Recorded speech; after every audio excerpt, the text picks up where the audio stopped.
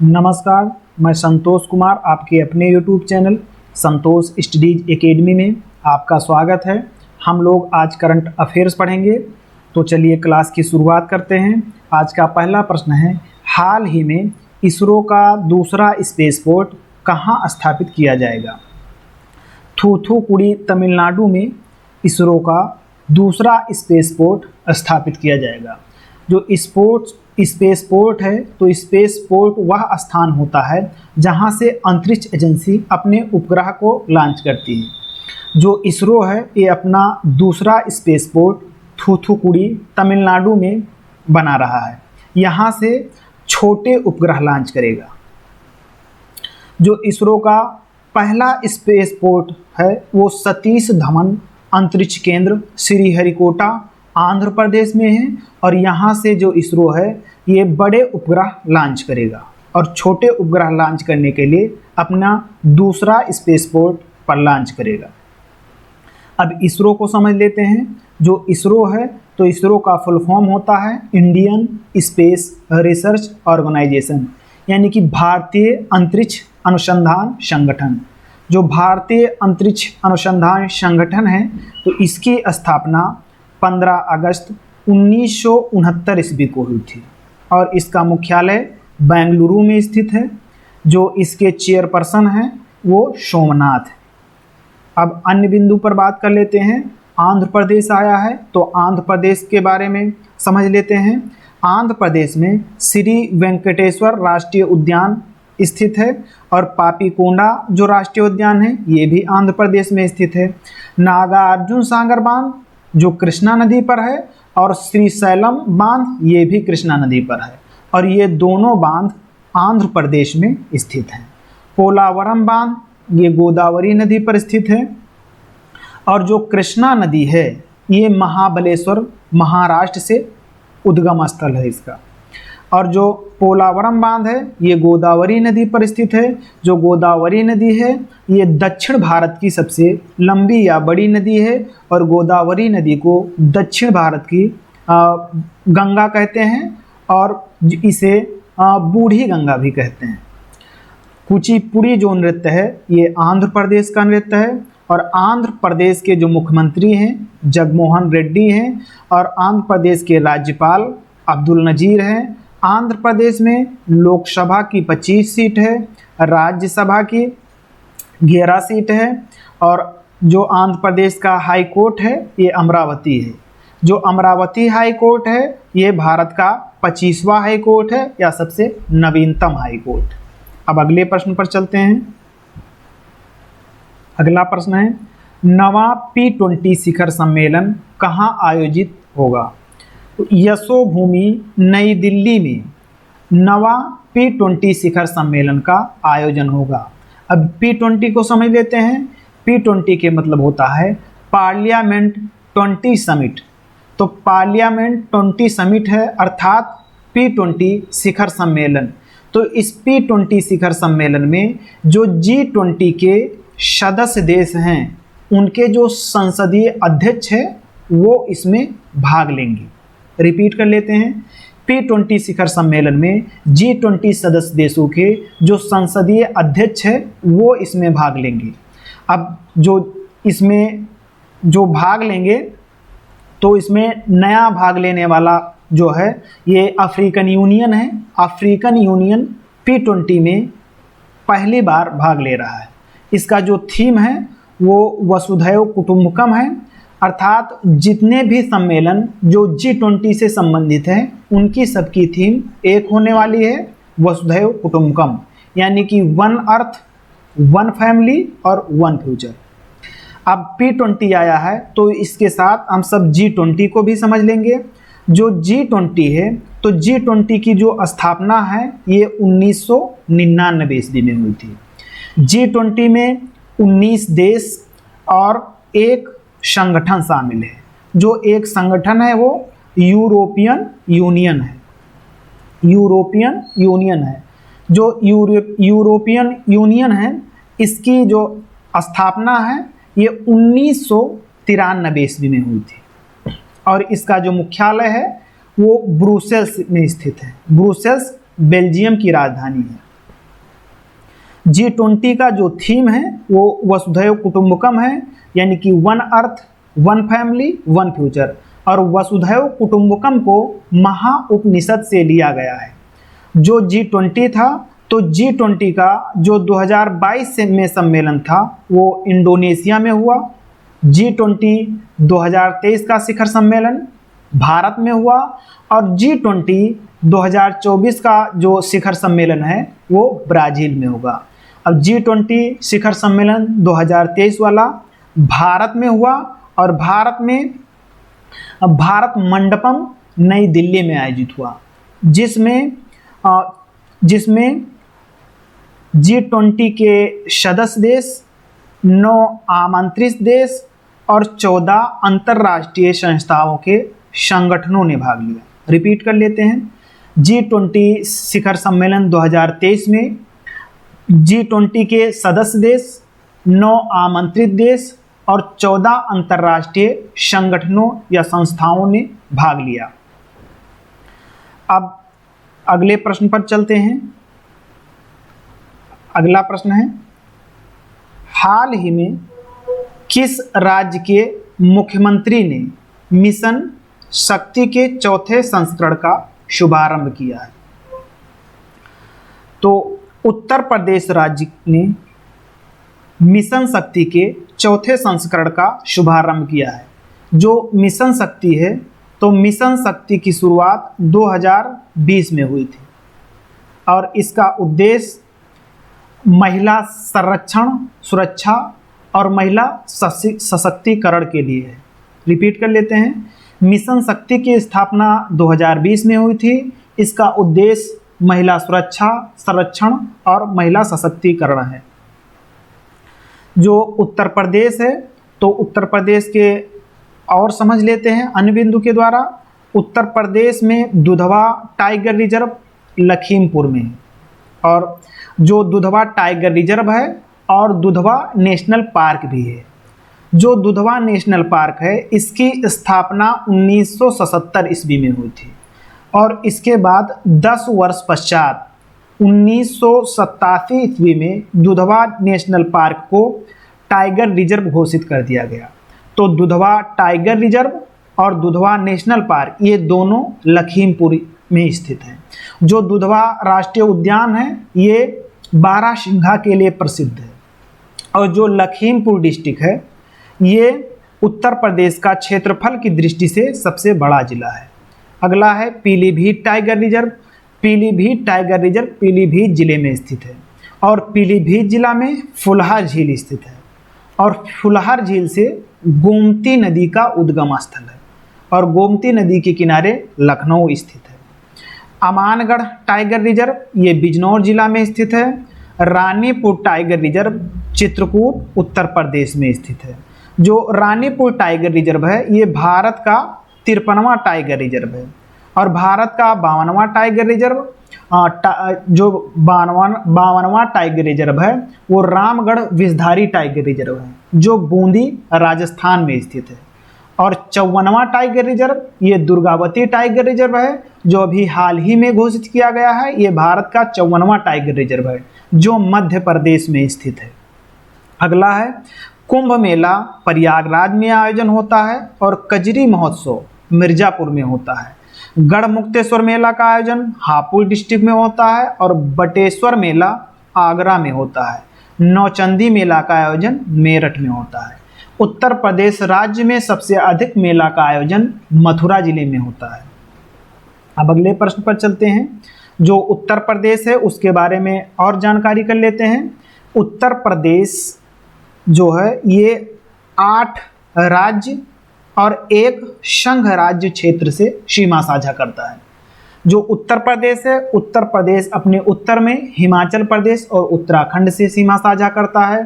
पूरब में बिहार और झारखंड से सीमा साझा करता है। दक्षिण में छत्तीसगढ़ और मध्य प्रदेश से सीमा साझा करता है और पश्चिम में हरियाणा और राजस्थान से सीमा साझा करता है। ये 8 राज्य हो गए और जो पश्चिम में दिल्ली से भी सीमा साझा करता है। तो दिल्ली एक संघ राज्य क्षेत्र है। तो उत्तर प्रदेश पूरे भारत में सबसे अधिक राज्य से सीमा बनाने वाला राज्य है। रिपीट कर लेते हैं, उत्तर प्रदेश भारत का एकमात्र राज्य है जो भारत में सबसे अधिक राज्यों से सीमा साझा करता है। 8 राज्य और एक संघ राज्य क्षेत्र से सीमा साझा करता है। उत्तर प्रदेश भारत में क्षेत्रफल की दृष्टि से सबसे बड़ा राज्य है। उत्तर प्रदेश जनसंख्या की दृष्टि से भारत का सबसे बड़ा राज्य है और क्षेत्रफल की दृष्टि से भारत का चौथा सबसे बड़ा राज्य है। क्षेत्रफल की दृष्टि से भारत का सबसे बड़ा राज्य राजस्थान है, दूसरे नंबर पर मध्य प्रदेश है और तीसरे नंबर पर महाराष्ट्र है और चौथे नंबर पर अपना राज्य उत्तर प्रदेश है और जनसंख्या के मामले में प्रथम स्थान पर है। जो उत्तर प्रदेश है तो उत्तर प्रदेश का क्षेत्रफल की दृष्टि से सबसे बड़ा जिला खीरी लखीमपुर है और सबसे छोटा जिला हापुड़ है। उत्तर प्रदेश का सबसे जो उत्तरी जिला है ये सहारनपुर है और जो दक्षिणी जिला है ये सोनभद्र है। और उत्तर प्रदेश का सबसे पश्चिमी जिला शामली है और पूर्वी जिला जो है वो बलिया है। उत्तर प्रदेश में सबसे अधिक जो वन है वो सोनभद्र जिले में है और सोनभद्र जिले में ही उत्तर प्रदेश की जो है सबसे अधिक जनजाति निवास करती है। रिपीट कर लेते हैं कि जो सोनभद्र जिला है उत्तर प्रदेश का, वहाँ उत्तर प्रदेश में सबसे अधिक वन है और उत्तर प्रदेश की सबसे अधिक जनजाति वहीं निवास करती है सोनभद्र जिले में। पूरे भारत में सोनभद्र जिला एकमात्र ऐसा जिला है जो 4 राज्यों से सीमा साझा करता है, बिहार, झारखंड, छत्तीसगढ़ और मध्य प्रदेश। इन 4 राज्यों से अपनी सीमा साझा करता है। उत्तर प्रदेश राज्य का गठन 24 जनवरी 1950 ईस्वी को हुआ था और सबसे पहले जो है मुख्यमंत्री श्री गोविंद वल्लभ पंत बने थे। तब उत्तराखंड भी अपने उत्तर प्रदेश के अंतर्गत आता था। उत्तर प्रदेश के पहली महिला मुख्यमंत्री ये सुचेता कृपलानी थी, जिसके साथ साथ ये भारत की सबसे पहली महिला मुख्यमंत्री थी। उत्तर प्रदेश की पहली महिला राज्यपाल जो थी वो सरोजनी नायडू थी, जिसके साथ साथ सरोजनी नायडू पूरे भारत की पहली महिला राज्यपाल थी। उत्तर प्रदेश की बात हो गई। अब अगले प्रश्न पर चलते हैं। अगला प्रश्न है कि हाल ही में हार्नबिल महोत्सव कहाँ मनाया गया है। ये जो हार्नबिल महोत्सव है ये नागालैंड का प्रमुख महोत्सव है, तो ये नागालैंड में मनाया गया है। हार्नबिल एक पक्षी है। जो हार्नबिल पक्षी है ये अरुणाचल प्रदेश और केरल राज्य का राजकीय पक्षी है, तो इसे कंठस्थ कर देना है कि जो हार्नबिल है ये राजकीय पक्षी अरुणाचल प्रदेश और केरल राज्य का है। और जो त्यौहार मनाया जाता है यानी हार्नबिल महोत्सव जो मनाया जाता है ये नागालैंड में मनाया जाता है।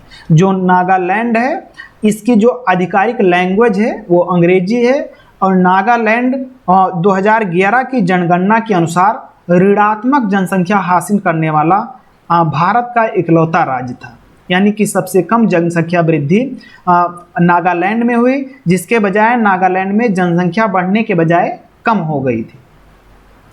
अब ये नागालैंड आया है तो उसके बारे में समझ लेते हैं। तो नागालैंड के जो मुख्यमंत्री हैं ये नेफ्यू रियो हैं।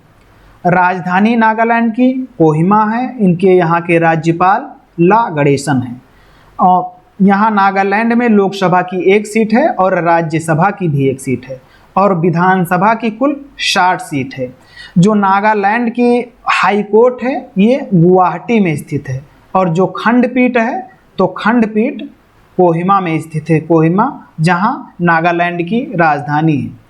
और ये जो गुवाहाटी उच्च न्यायालय है ये भारत का सबसे बड़ा आधिकारिक क्षेत्र वाला उच्च न्यायालय है।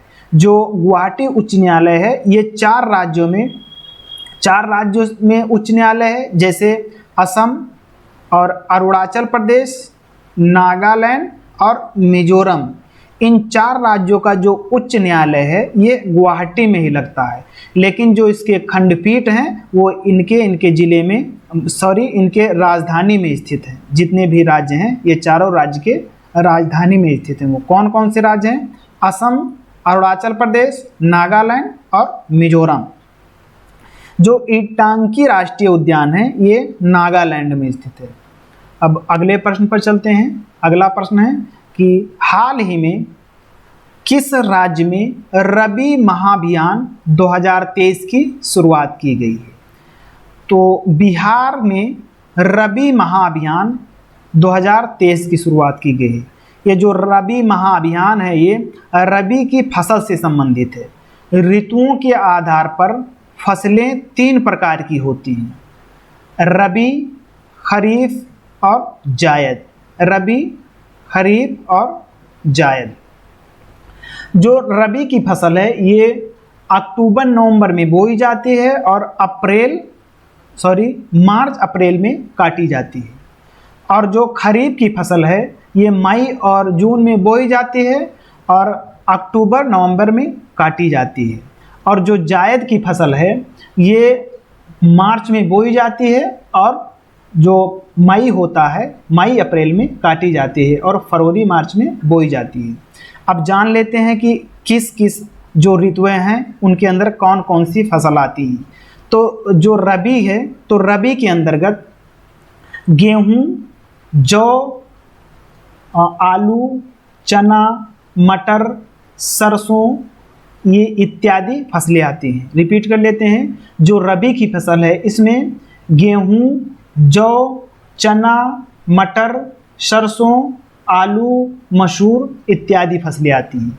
जो खरीफ की फसल है इसमें जान लेते हैं धान, मक्का, ज्वार, बाजरा। रिपीट कर लेते हैं, धान, मक्का, ज्वार, बाजरा, मूंगफली, तिल और सोयाबीन, कपास, उड़द इत्यादि जो फसलें हैं ये खरीफ के अंतर्गत आती हैं। और जो जायद है तो जायद के अंतर्गत जो सब्जी होती है और खीरा, ककड़ी, तरबूज, खरबूज इत्यादि फसलें आती हैं। जो बिहार है तो बिहार के मध्य से होकर गंगा नदी गुजरती है। जो बिहार की भौगोलिक स्थिति है ये नाव की आकार की जैसी है, अर्थात जो बिहार है ये दोनों तरफ से उभरा हुआ है और बीच में धंसा हुआ है। इसीलिए जो हिमालय पर्वत से नदियाँ निकलती हैं और छोटा नागपुर पठार से जो नदियाँ निकलती हैं ये दोनों तरफ से निकलने वाली जो नदियाँ हैं वो बिहार के मध्य में होकर मध्य में आती हैं और गंगा में मिल जाती हैं। जो गंगा नदी है ये बिहार के 12 जिलों से होकर गुजरती है, जिसमें से सबसे अधिक पटना डिस्ट्रिक्ट से होकर गुजरती है। पटना डिस्ट्रिक्ट में 99 किलोमीटर से होकर गुजरती है। जो बिहार है तो बिहार का जो गंगा नदी है ये 2 भागों में बांटती है, उत्तरी बिहार और दक्षिणी बिहार। जो उत्तरी बिहार है ये बाढ़ ग्रस्त क्षेत्र से ग्रसित रहता है और जो दक्षिणी बिहार है ये सूखा से ग्रसित रहता है। यहाँ की जो मुख्य फसल है ये चावल और गेहूं है और जूट उत्पादन में जो बिहार है ये दूसरे स्थान पर है। यहाँ के मखाना को जीआई टैग दिया गया है और यहाँ का जो राजगीर डिस्ट्रिक्ट है यहाँ फिल्म सिटी, अंतर्राष्ट्रीय स्टेडियम और जो खेल विश्वविद्यालय है इसकी स्थापना हो रही है। बिहार के जो पश्चिमी चंपारण जिला है यहाँ से गंडक नदी गुजरती है और गंडक नदी के किनारे महावीर नेशनल पार्क स्थित है। और यही इसी पश्चिमी चंपारण जिले में बिहार की सबसे ऊंची चोटी सोमेश्वर पहाड़ी स्थित है। और कैमूर जो जिला है बिहार का तो कैमूर जिले में कैमूर वन्यजीव अभ्यारण्य स्थित है। अब अगले बिंदु पर देख लेते हैं कि जो वाल्मीकि राष्ट्रीय उद्यान है ये बिहार में स्थित है, पश्चिमी चंपारण जिला में गंडक नदी के किनारे। कैमूर वन्यजीव अभ्यारण्य है बिहार में स्थित है, ये कैमूर जिला में स्थित है। सबसे ऊंची चोटी सोमेश्वर पहाड़ी जो पश्चिमी चंपारण जिला में स्थित है। गंगा नदी 12 जिलों से होकर गुजरती है। कोसी नदी को बिहार का शोक कहते हैं। एशिया का सबसे बड़ा पशु मेला सोनपुर बिहार में लगता है। और बिहार जाति आधारित गणना जारी करने वाला भारत का पहला राज्य बन गया है। यानी जाति आधारित गणना करने वाला भारत का पहला राज्य बिहार है। इस आंकड़े के अनुसार जो बिहार की जनसंख्या है वो 13.07 करोड़ है और 2011 की जनगणना के अनुसार जो बिहार की जनसंख्या थी वो 10.40 करोड़ थी। जो जाति आधारित गणना के अनुसार बिहार में सबसे अधिक जो जाति है ये यादव है 14.26%। ये सबसे अधिक जाति बिहार में है। कौन? यादव। अब अगले प्रश्न पर चलते हैं। अगला प्रश्न है कि हाल ही में सेना कमांडरों का सम्मेलन कहाँ आयोजित होगा? जो सेना कमांडर है इसका जो आयोजन है ये नई दिल्ली में आयोजित होगा। सेना कमांडर की बात आई है तो सेना के बारे में जान लेते हैं। थल सेना के अध्यक्ष मनोज पांडे हैं और जो थल सेना की स्थापना हुई थी ये 1 अप्रैल 1895 को हुई थी।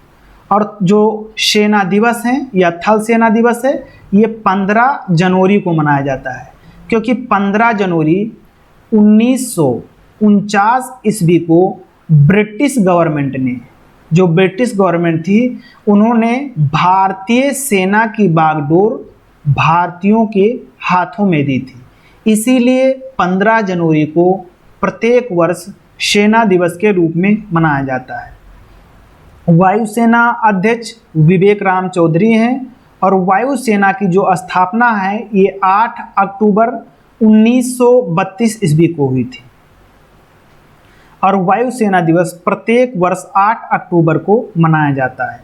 नौसेना अध्यक्ष हरि कुमार हैं और नौसेना की जो नौसेना दिवस है ये 4 दिसंबर को प्रत्येक वर्ष मनाया जाता है।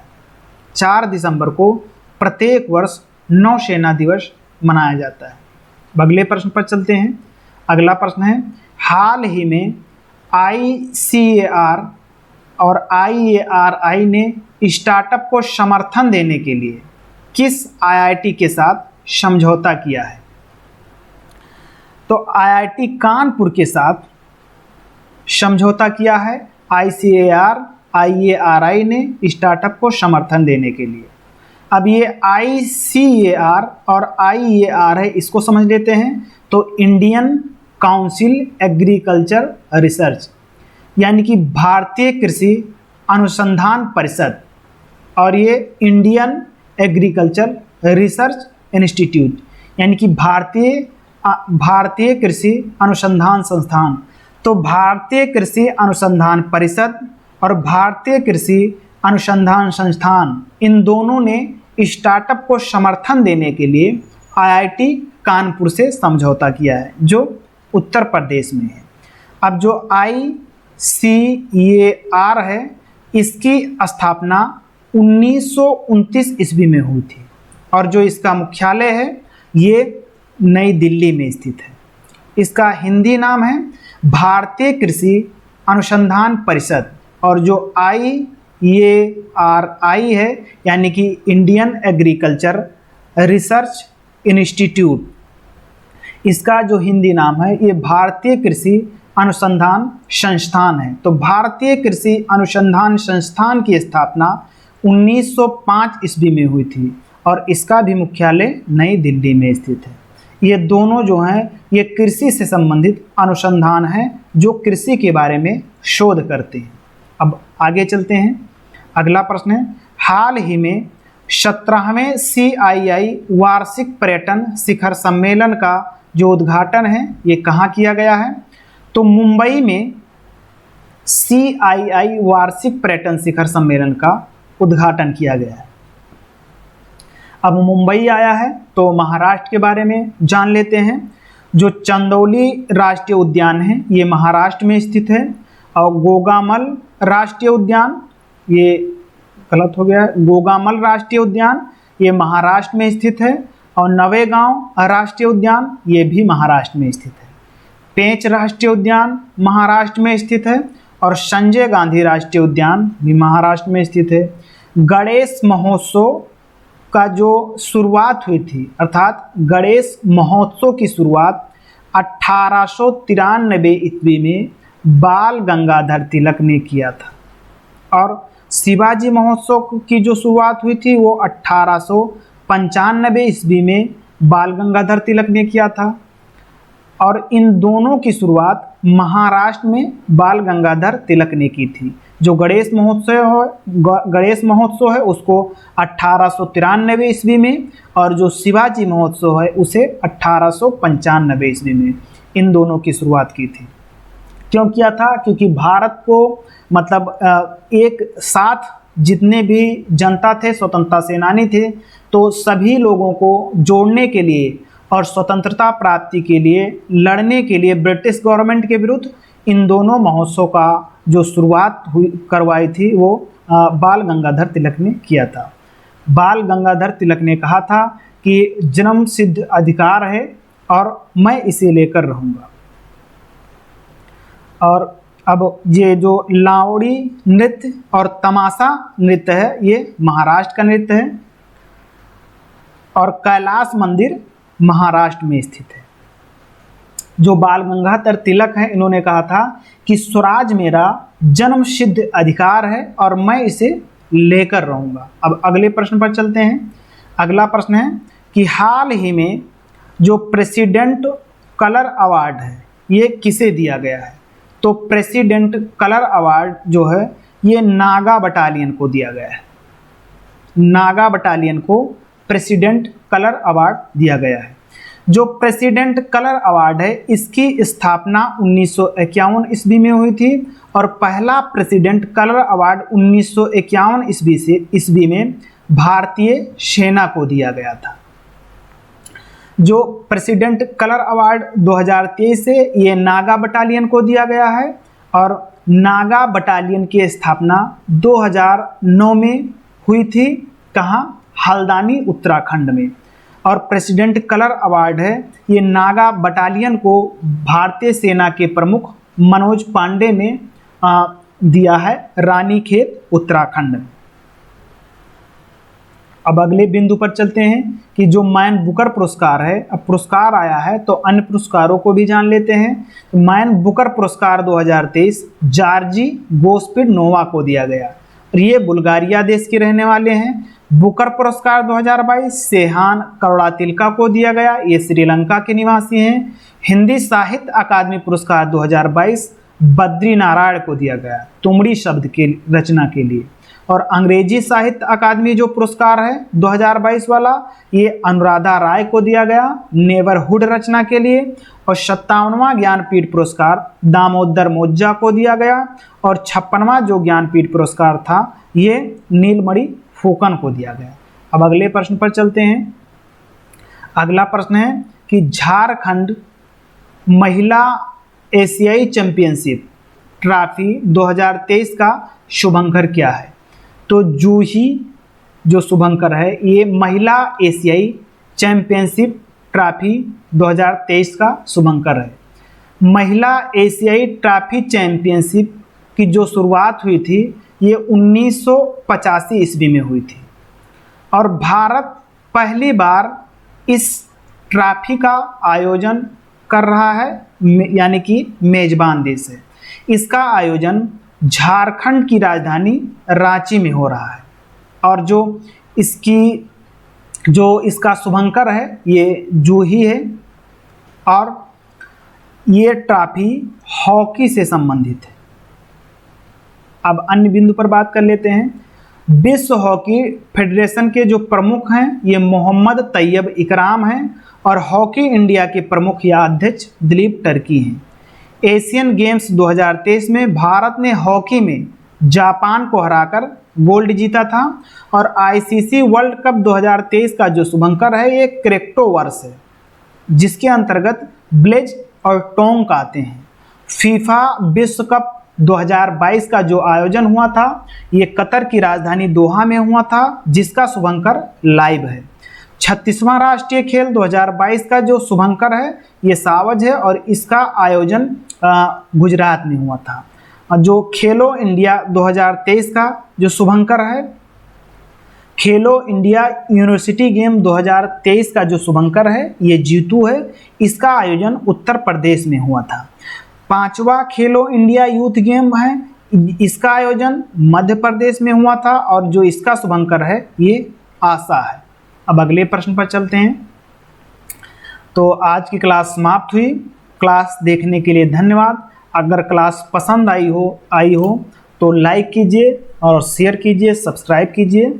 अब मिलते हैं अगली क्लास में, तब तक के लिए जय हिंद, नमस्कार।